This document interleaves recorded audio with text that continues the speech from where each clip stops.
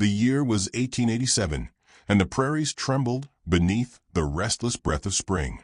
Dust lifted in slow spirals from wagon tracks worn deep into the earth, and the air was heavy with a mingled sense of sun-baked grass and hoarse sweat. A sky wide enough to swallow every dream arched overhead, pale blue by day, but already promising the gold of evening. In that landscape of silence and cicadas, there rode a man who had outlived both laughter and illusion. His name was Ezekiel Hart, Zeke to those who spoke of him, and they spoke often, though never kindly. He was 46, unmarried, a cowboy without kin, a figure the town of Dry Creek eyed with curiosity that soured into ridicule.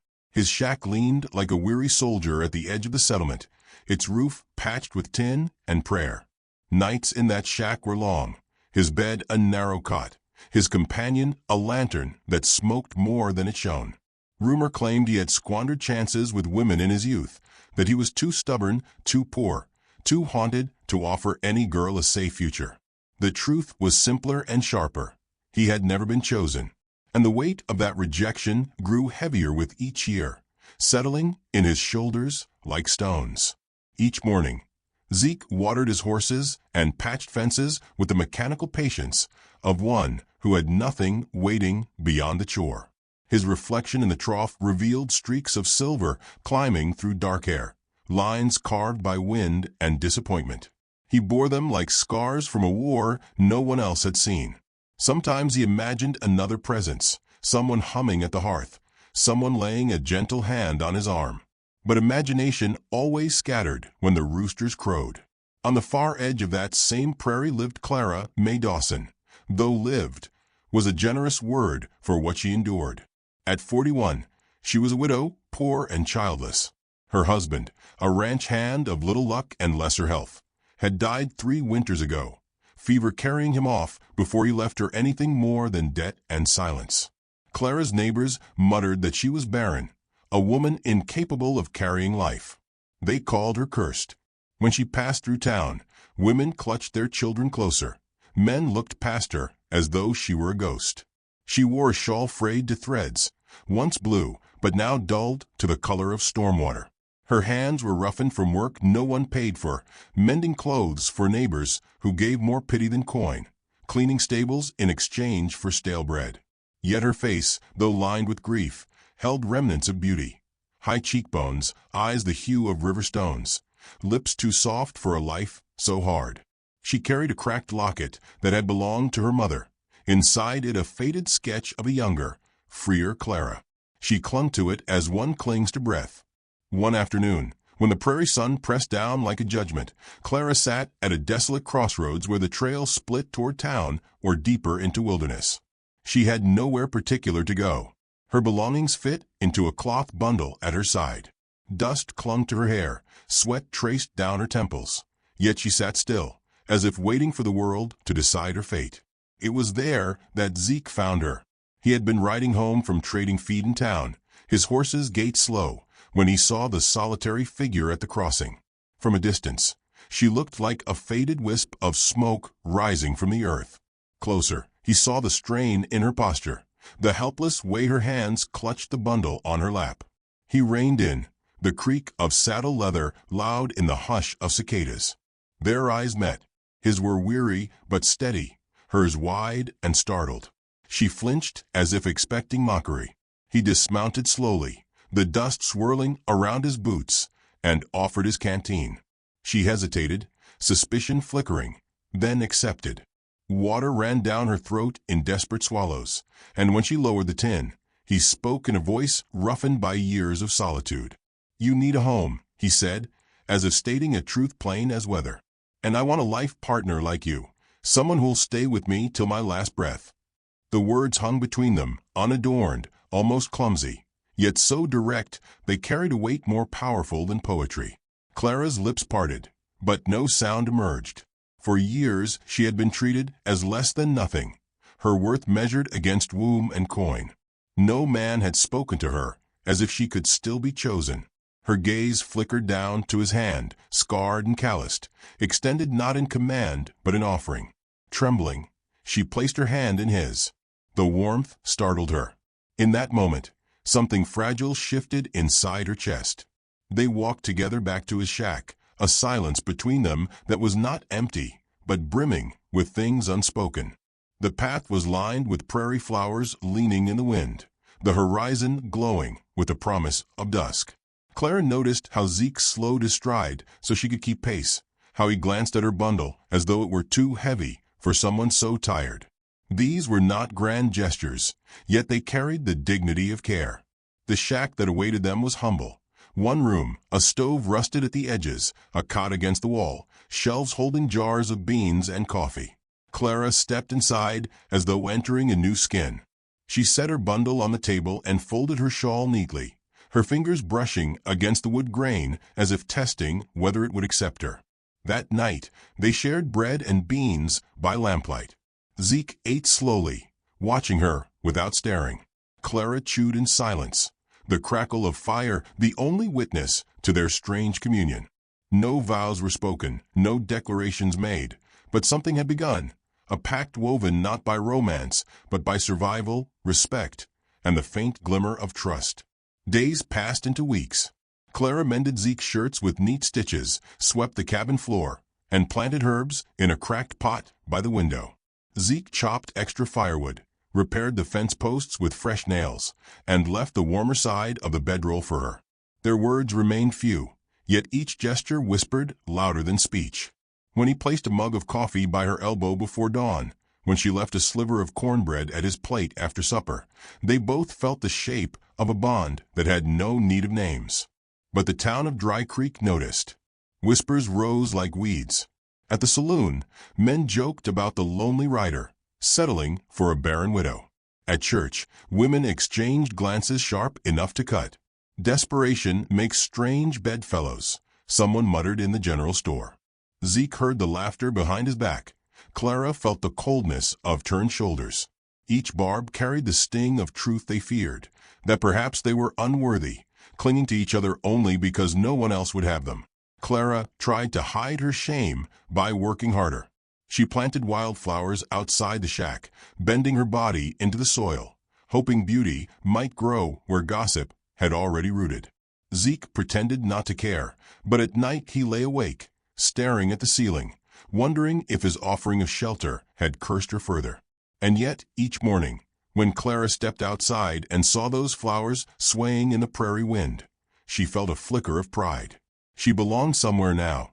Even if the world mocked them, she had found a place to lay her shawl, a pair of hands that reached for hers without hesitation. One evening, as the sun bled crimson across the horizon, Zeke stood by the doorway, watching Clara kneel among the blossoms. Her hair caught the light, glowing like burnished copper, and something stirred within him, a hope he had long buried. For a moment, the town's scorn seemed far away. But then came the sound of hoofbeats on the trail, carrying voices that laughed too loudly, words sharp as knives. Clara looked up, her face tightening. Zeke's jaw hardened. The gossip had found its way to their doorstep, and neither of them knew if their fragile peace could endure the weight of ridicule. And as the riders approached, their shadows long against the fading light, Clara's hand gripped the stem of a wildflower, trembling but unbroken, waiting for what would come. The laughter of the riders faded into the dusk, but their jeers left an echo that lingered long after the sound of hooves was swallowed by the prairie. Clara rose from the patch of wildflowers, her hands dirt-stained, her eyes shadowed by something heavier than nightfall. Zeke said nothing as he watched her gather herself. He only tightened his grip on the doorframe, knuckles pale in the twilight, as though bracing against an invisible storm. In the days that followed, the storm grew.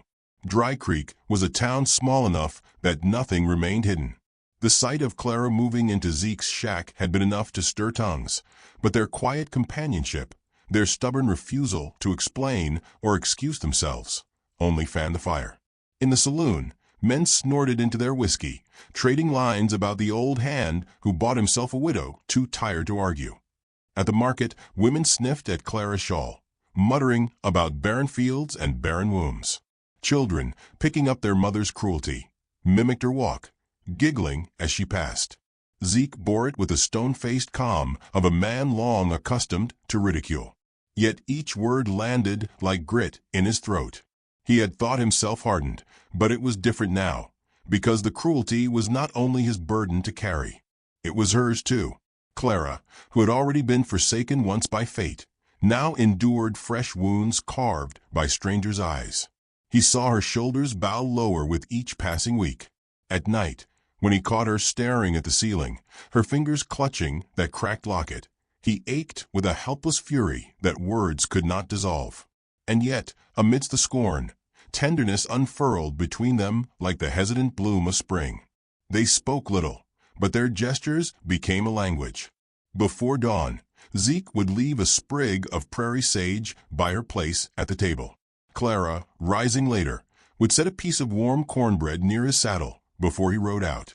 Some evenings they sat outside in silence, watching the prairie darken, her hand brushing against his as if by accident, his thumb lingering at her knuckles as though afraid the moment might vanish if held too tightly. One night, under a sky jeweled with stars, Clara laughed, quiet, unsure at first, but real. It startled them both. Zeke turned toward her, struck by the sound, as though he had heard water flow in a desert. She covered her mouth, embarrassed, but he only smiled, faint and reverent, and the hush that followed was more intimate than any embrace. From then on, small sparks of joy flickered between them. A shared glance over supper, a playful nudge when their hands brushed while hanging laundry, the ghost of a smile when Zeke stumbled over a clumsy word of gratitude. But joy in Dry Creek was not left unchallenged. Spring brought with it the town fair, a day when every soul gathered in the square, when music and lanterns promised merriment, and gossip promised spectacle. Zeke had avoided such gatherings for years, but now he felt a restless need to face the eyes that judged them. "We'll go," he told Clara one morning, his tone more resolved than request. She looked at him, fear darting through her gaze, but then she nodded, her voice soft as a breath. "If you walk with me, I'll walk." The day of the fair blazed bright, the air thick with dust, the smell of roasted meat, the sharp sweetness of cider. Lanterns swayed from poles, children darted between booths, laughter rose above the fiddle's tune. Yet when Zeke and Clara stepped into the square, conversation faltered. A hush rippled, not of awe, but of cruel anticipation. The crowd watched the pair move among them, his stride steady, her hand clutched tight in his, their backs braced against the weight of 100 eyes. Whispers slithered through the air. "Desperate old fool. She'll never give him children. What sort of man marries a curse?" Clara heard it all. Her face flushed, but she lifted her chin, forcing her gaze forward. Zeke's jaw tightened, though his eyes remained forward, unyielding. They bought bread from a stall, walked past ribbons strung high, paused to watch children race wooden horses. For a moment it almost felt ordinary. Then came the voice, loud and coarse, meant to wound. A man by the cider barrel, swollen with drink, called out, "Hey, Hart, couldn't find a mare that'd breed, so you took in a barren mule?" Laughter exploded, sharp as gunfire. Clara froze, her breath catching like a snare. Her eyes burned, and for an instant she looked as though she might turn and run back into the prairie night. But Zeke did not move toward the man with fists, though his hands curled into them. He stepped forward, pulling Clara with him, and when the laughter dimmed into expectancy, he spoke. His voice was low, gravelly, but it carried across the hush like a church bell. "She gave me more than children," he said. "She gave me a life worth living." The words fell heavy into the square, silencing jeers, softening some faces, hardening others. Clara's breath hitched. She stared at him as though seeing him for the first time. Zeke's eyes found hers, steady, certain, and in that moment, the crowd disappeared. For the first time in years, she was not cursed, not barren, not forsaken. She was chosen. Zeke bent his knee, there in the dust of the square, lantern light flickering against his weathered face. He held no ring, only the raw weight of his heart. "Clara May," he said, "I've little to give, just this hand, this home, and what years I've got left. But if you'll have me, I'll be proud every day you stand by me." A gasp rippled through the fair. Some sneered, others turned away, but many watched in silence, moved despite themselves. Clara trembled. She thought of the years of loneliness, of the cracked locket clutched through endless nights, of the whispers that had defined her worth.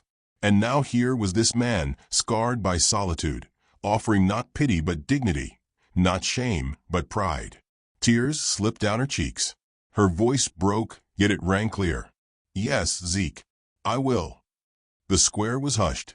A few clapped, hesitant at first, then stronger, though others muttered, shaking their heads. But it no longer mattered. Zeke rose, taking her hands in his, and together they stood against the world that had sought to break them. Lanterns glowed above, casting their shadows long across the dust, two figures bound not by approval, but by their own unshakable choice. That night, as they walked home along the prairie trail, the air smelled of dust and wildflowers, the stars sharp and bright as if the heavens themselves bore witness. Clara's hand remained in his, firm, sure, her steps no longer hesitant. Behind them, Dry Creek would continue to gossip, to sneer, to question. But ahead lay the cabin where wildflowers grew, where two forsaken souls had found a place to belong. When they reached the doorway, Clara paused, turning to look at Zeke. In her eyes flickered both fear and fierce resolve. "They'll never stop talking," she whispered. "Let them," he answered. His hand rose, brushing a strand of hair from her face with a gentleness that made her shiver. "We'll keep living." The prairie wind stirred, carrying the scent of sage and smoke, wrapping around them like a vow. And for the first time in many years, Clara stepped inside not as a guest, not as a shadow, but as a bride. Still in the distance, the echo of cruel laughter lingered faint as thunder on the horizon, a reminder that storms yet brewed. But within the shack, two hands clasped tightly, hearts unbowed, ready to weather whatever the prairie would hurl against them. And somewhere deep in the silence that followed, the wildflowers outside bent in the night breeze, as though bowing to a new and fragile rain, love, hard-earned and defiantly alive.